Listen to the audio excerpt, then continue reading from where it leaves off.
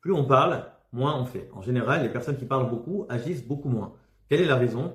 Eh bien, premièrement, en parlant, on est nourri par le discours au point où on perd l'énergie de vouloir agir, car l'homme est fait de marshava dibur maaseh, c'est-à-dire l'esprit, la parole et l'action. Et en vérité, il y a deux manières de concrétiser une pensée, c'est soit par le discours, soit par l'action.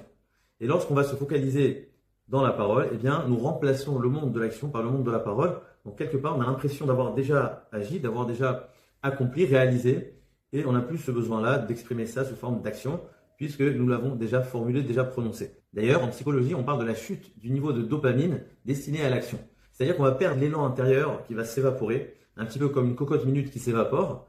Et donc, plus on va parler, plus on va dépenser cette énergie dans le discours, plus l'action va devenir lourde, on va moins vite passer à l'action. Il y a une autre raison à cela, c'est que lorsque nous parlons, eh bien, nous déplaçons le centre de gravité vers l'ego. C'est-à-dire que nous allons mettre le focus sur le paraître, sur l'impression que nous avons envie de donner, sur ce que les gens pensent de nous. On va se focaliser là-dessus plutôt que sur le résultat, plutôt que sur le bien que nous avons envie de faire à l'autre.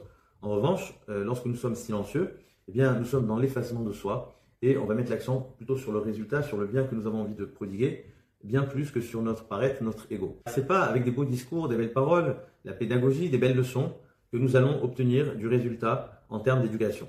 Car comme nous avons dit, la parole, c'est ce qui remplace l'action. Et donc l'enfant, en écoutant des belles paroles, plutôt que de commencer à accomplir, il va surtout apprendre à savoir parler. Si nous voulons réussir, eh bien, il faut commencer à se taire et surtout devenir un exemple, même silencieux.